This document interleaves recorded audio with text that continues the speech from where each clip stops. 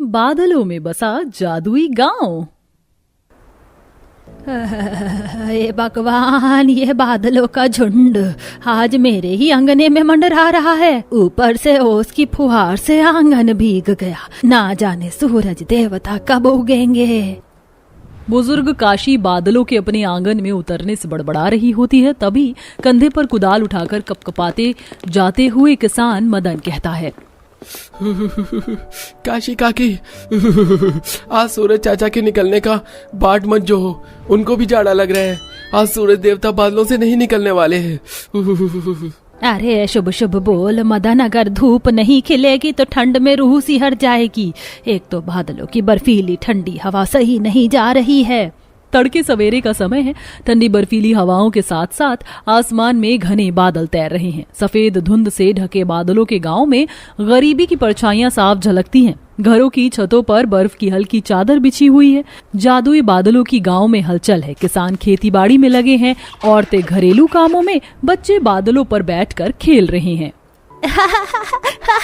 मुझे पकड़ के दिखा चंदू, अभी पकड़ कर दिखाता हूँ तुझको। चल मेरे बादल और ऊंचा हो जा। तभी एकदम से बादल का संतुलन बिगड़ जाता है तो सरला डर जाती है।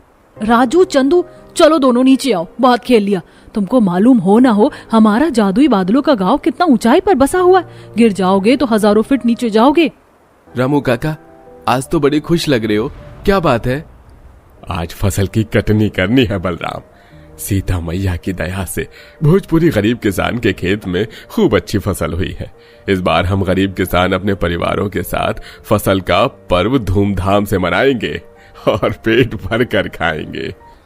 हाँ रामू काका, इस बार हमें किसी को लगान देने की नौबत भी नहीं है। इस जादुई बादल गांव की जमीन इतनी उपजाऊ है कि इस बार फसल की बारिश हुई है। इस बरस हम में से कोई भी आधा पेट नहीं खाएगा। मदन ये बोलते हुए भावुक हो जाता है, मगर आखिरकार जादुई बादलों में बसे खुशहाल गांव वाले जमीन छोड़कर बादलों में क्यों बस गए और यहाँ तक कैसे पहुँचे? क्या है इस खुशहाल गांव के पीछे का कड़ा संघर्ष? तो चलिए देखते हैं। विलासपुर गांव में इन दिनों भीषण जाड़े का मौसम है। ठंड के कोहराम में गांव वाले रात में आग जलाकर ताप रहे हैं। अरे ये जाड़े का मौसम, अरे हर साल हम गरीब गांव वालों की मुश्किलें और बढ़ा देता है। कच्चे मड़ई में नींद भी नहीं पड़ती, सारी रात ठिठुरते हुए काटनी पड़ती है। ठीक कहा रामू काका, ये सर्दी का मौसम बड़ा सितम ढाता है। फसलें भी खेतों में पककर कटनी करने के लिए तैयार है, मगर ठंड के मौसम का कहर देखकर कटनी करने की हिम्मत नहीं जुटा पा रहा हूँ। मगर धरती मैया की दया से इस बार हम गरीब किसानों ने अपनी जमीनों में जो भी बोया है, गेहूं, ज्वार, मक्का, सरसों, सबकी फसल बढ़ चढ़ कर हुई है। बलराम की बात पर उसका बेटा राजू उम्मीद लगाकर कहता है, पिताजी, फिर तो इस बार हम फसल का पर्व मनाएंगे ना? हमारे घर में मालपुआ, पूरी पकवान बनेंगे ना? हाँ हाँ राजू, जरूर बनेगा। इस बार हमारे गांव में फसल का पर्व मनेगा। बलराम राजू का मासूम दिल रखने के लिए झूठ तो बोल देता है। तभी आंखों में आंसू लिए रामू काका कहते हैं, बलराम काहे के लिए बच्चों को झूठी उम्मीद दे रहा है? तुझको तो पता है हम गांव के किसानों का भाग्य फूटा हुआ है। खून पसीना बहाकर बंजर मिट्टी में सोना हम उपजाते हैं, लेकिन फल वो लालची कपटी जमींदार खाता है। ऊपर से अपनी जमीन में हमें लगान भी देना पड़ता है और हम इतने लाचार हैं कि आवाज भी नहीं उठा सकते। अरे इसी प्रकार सारे किसान अपना दुखड़ा बांटकर अपने अपने घर को लौट जाते हैं। 2 दिन बाद ठंड में ठिठुरते हुए सब अपने अपने खेतों की फसल की कटनी करके अनाज घर ले आते हैं। अगले दिन मुखिया अपने आदमियों के साथ आकर किसानों पर धौंस जमाने लगता है। अरे ओ मदन, बलराम, रामू, हरिया, कमलेश, कहाँ हो सारे के सारे? अरे किसानों, चलो अपनी अपनी फसल लेकर आओ जल्दी जल्दी। आ गया लालची कपटी हमारा खून पीने है। सब अपनी अपनी फसल लेकर आते हैं। जयराम जी की मुखिया जी, मेरे खेत की 2 बोरी गेहूं लाया हूँ। मालिक, मैंने सरसों उगाया था, वही लाया हूँ। शाबाश। चल रामू, तू खड़ा होकर मुंह क्या देख रहा है? फसल लेके आ। बिल्कुल भी नहीं, मैंने अपनी मेहनत से अनाज उगाया है। मैं तुम्हें अनाज नहीं दूंगा।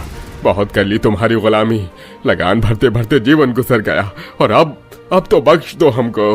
बूढ़े रामू के मना करते ही मुखिया भड़कते हुए गुस्से में लाल पीला हो जाता है। साले बूढ़े, मुझसे बगावत करेगा? अरे ओ भीमा, जरा निकाल इसकी हेकड़ी, इतने कोड़े बरसा की जान निकल जाए। जो हुकुम। भीमा निर्दोष रामू को निर्दय की तरह कोढ़े मार मार कर उसकी खाल निकाल लेता है। बूढ़ी काशी उसकी मिन्नतें करने लगती है। अरे कुछ तो बोलो तुम लोग, आज ये मुखिया मेरे पति का खून बहा रहा है, कल को तुम लोगों के साथ भी यही होगा। मुखिया हाय पड़ेगी तुझको, तू पापों का फल भोगेगा। देखना गरीब का रुआ नोच कर सुखी नहीं रहेगा। रामू की हालत देखकर पूरा गांव बगावत पर उतर आता है। बस मुखिया जी, अब हम अपने अनाज का एक कतरा भी तुम्हें नहीं देने वाले। अब गुंडागर्दी नहीं चलेगी, बस। ताव में आकर मुखिया सब ठंड के कहर बरसते मौसम में गांव से निकाल कर बाहर कर देता है। बच्चे, बूढ़े, गर्भवती औरतें सब ठंड में चलते जाते हैं। चंपा, जो कि 8-9 महीने की पेट से थी, उसके हाथ पैर ठंडे पड़ने लगते हैं। मदन जी, अब मुझे और चला नहीं जाता, ठंड लग रही है। हे भगवान, और कितने कहर तोड़ेगा तू हम पर? क्या तेरी लाठी में न्याय के लिए आवाज नहीं है? पूरे गांव वालों की हालत ठंड में बदतर हो जाती है। तभी आसमान के झरोखे झूल जाते हैं। देखते देखते कई सारे बादलों का झुंड खंबे के रूप में उन पर आ जाता है। सबको गर्माहट महसूस होती है। अम्मा देखो, बादल तो जमीन पर आ गया। ऐसा पहले तो कभी नहीं हुआ। ये कैसा चमत्कार है? बादल जमीन पर कैसे आ सकता है? तभी देखते ही देखते बादलों की सीढ़ियां बन जाती हैं और भविष्यवाणी होती है। भयभीत मत हो, मैंने तुम्हारे पुरखों के साथ वचन लिया था, जब इस गांव पर दुख विपदा पड़ेगी तो मैं जादुई बादल ढाल बनकर रखवाली करूंगा। चलो, जादुई बादलों के गांव में चलो। एक एक करके गांव वाले बादलों की सीढ़ी से अनोखे जादुई बादल के गांव में आ जाते हैं, जहां बादलों के सुंदर घर थे, उपजाऊ जमीन थी, पंछियों की चहचहाहट, शुद्धता थी। बादलों पर बसा ये जादुई गांव तो किसी खुली आंखों से देखे गए किसी सपने की तरह है ना। और जमीन की तरह यहाँ भी खेत खलियान सब है काकी। अब हमको उस मुखिया के जुल्म तले दबकर नहीं रहना पड़ेगा। हम उस बंधुआई से निकल आए। फूलो फलो और इस जादुई बादलों के गांव में बस जाओ। पूरा का पूरा गांव जादुई बादल गांव में खुशहाली से रहना लगता है। किसान लोग जमीनों में फसल उगाते हैं। पंछियों की चहचहाहट से बादलों की प्रकृति को मनोहर बना रही थी। सुबह की बेला में जादुई गांव में चमकता सूरज किसी खरे सोने के जैसे रोशनी फैलाता था। इसी प्रकार सारा दिन गुजरता था। अरे मदन, देख मेरे खेत की गेहूं की बाली कितनी बढ़िया दानेदार हुई है। इस बार तो अनाज के व्यापारी अच्छा दाम देंगे। काका, मेरे भी खेत के सरसों खूब फले हैं। इस साल तो खुशहाली का है। अब गुजर गए वो गरीबी के दिन। कल तो हमारे गांव में अलबेली दावत होगी, दावत। हाँ काका, कल हम जश्न मनाएंगे और खाएंगे पिएंगे, विश्राम करेंगे। अंत में पूरा गांव फसल के पर्व की तैयारी में जुटा होता है। महिलाएं अपने अपने घरों में चूल्हे पर ढेरों पकवान बनाती हैं। बच्चे नए नए कपड़े पहनकर खुश होते हैं। वहीं दूसरी तरफ जमीन पर बादलों का ऐसा बवंडर और तेज आंधी तूफान उठता है जिससे मुखिया का घर तिनकों की तरह उजड़ जाता है। हे भगवान, मैं तो लुट गया, बर्बाद हो गया, मेरा घर टूट गया। अब तो देखते देखते बर्फ के ओले गिरने लगते हैं। मुखिया की हालत ठंड में ठिठुर कर भीगी बिल्ली की तरह बन जाती है।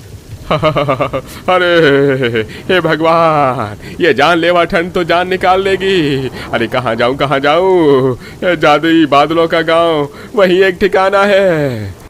मुखिया जैसे ही जादुई बादलों के गांव की सीढ़ी पर चढ़ता है तो ऊपर नहीं पहुंच पाता। हे भगवान, मैं ऊपर क्यों नहीं जा रहा हूँ? अरे कोई मदद करो, मैं लालच छोड़ दूंगा, मेरे प्राण की रखवाली करो। जैसे ही मुखिया लालच को मन से मिटाता है, वो बादलों के गांव में आ जाता है, जहां गरीब उसके हाल पर तरस खाते हैं और उसे खाना भी देते हैं। अंत में सब लोग मिल बांट कर खाते पीते हैं।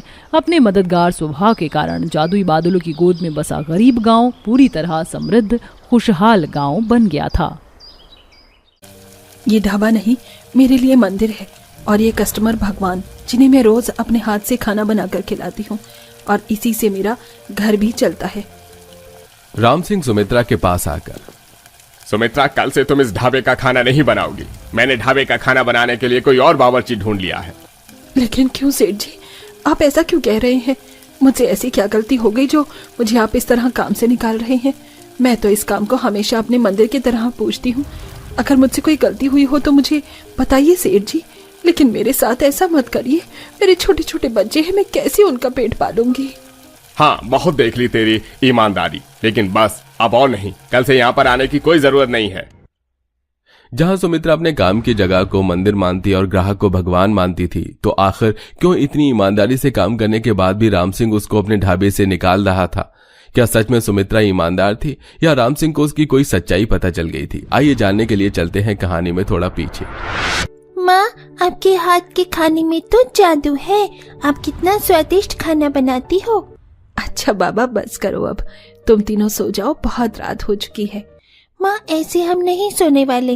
पहले आप हमारे साथ सोइए और हमको लोरी भी सुनाइए, क्योंकि जब आप लोरी सुनाती हैं तो हमें बहुत अच्छी नींद आती है। अच्छा, तो मेरी राजकुमारियों को लोरी सुनना है। चलो ठीक है, आओ मेरे पास आकर सारे लेट जाओ, मैं तुम्हें लोरी सुनाती हूँ।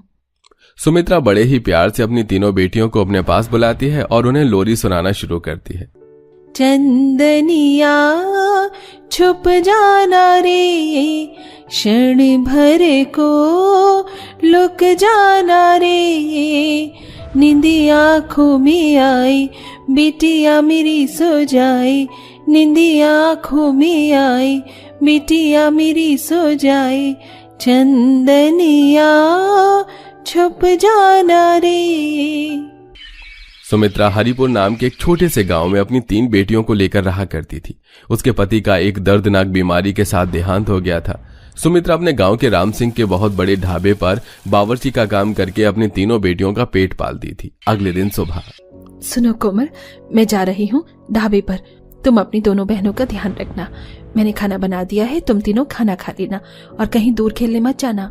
सुमित्रा अपनी तीनों बेटियों को छोड़कर ढाबे पर आकर अपने बावर्ची के काम पर लग जाती है। सुमित्रा, खाने में दाल मखनी और राजमा, शाही पनीर और तंदूरी रोटी बना लो, ग्राहकों का आने का टाइम हो गया है। जी मालिक, मैं अभी बनाती हूँ। सुमित्रा ढाबे पर आकर सभी के लिए दाल मखनी, शाही पनीर, राजमा, नान, चावल, पूरी बनाना शुरू कर देती है। कुछ देर बाद ढाबे पर बहुत से ग्राहक आने शुरू हो जाते हैं।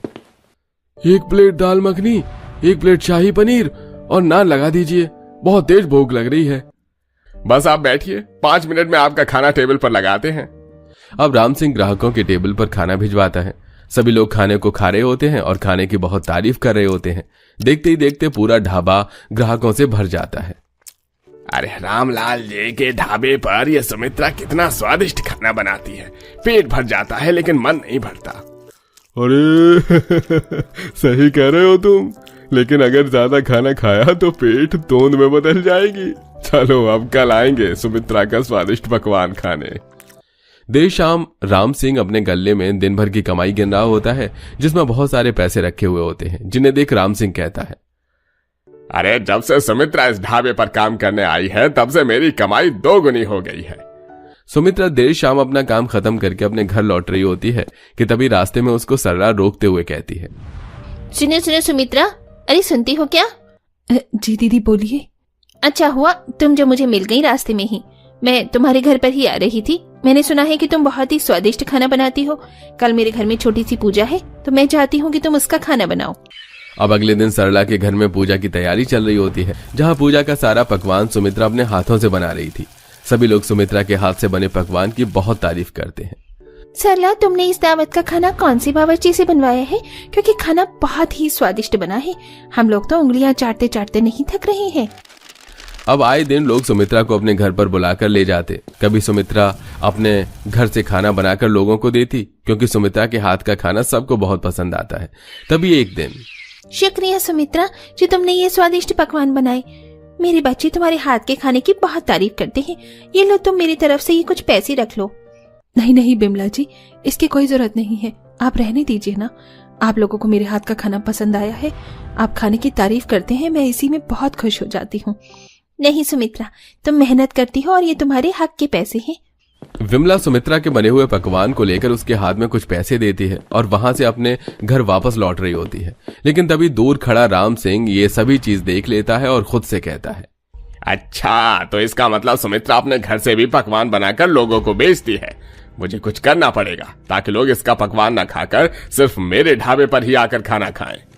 राम सिंह ढाबे पर आता है जहां पर मुकुल बैठा हुआ होता है। अरे क्या हुआ राम सिंह, आज तुम्हारा मुंह क्यों उतरा हुआ है? राम सिंह अब उसको अपने ढाबे की और सुमित्रा से जुड़ी सारी बात बताता है।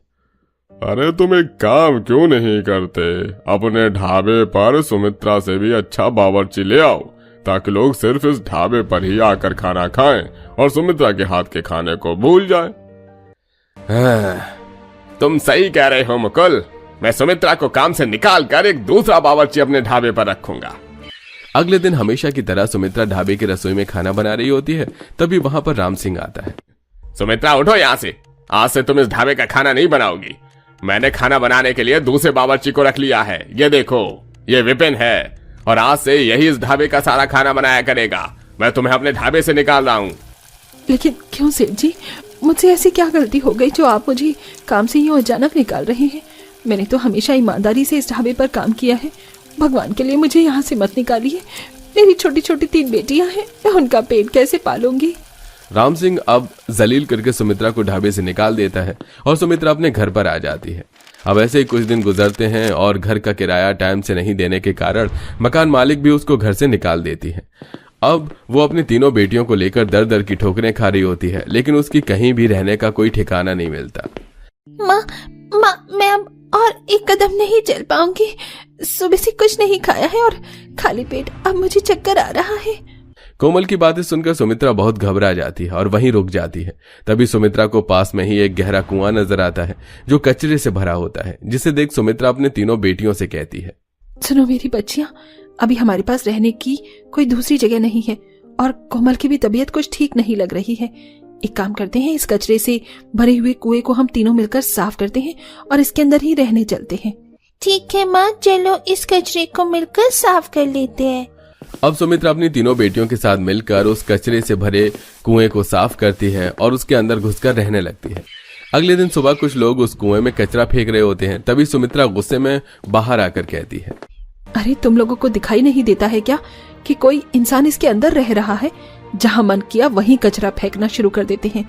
खबरदार, जो आज के बाद इस कुएं में किसी ने भी एक कचरा फेंका तो। अरे बड़ी पागल औरत है, इसको पता नहीं है क्या कि ये कुआं कई सालों पुराना है और यहाँ सिर्फ सब लोग इस कुएं में कचरा ही फेंकते हैं। अब कुछ दिनों से यहाँ आकर रहने लग गई है तो हम लोगों को ही कचरा फेंकने के लिए मना कर रही है। इस सालों पुराने कचरे के कुएं के लिए हमसे इतना लड़ रही है। अगर ये पानी का कुआं होता तो पता नहीं क्या करती।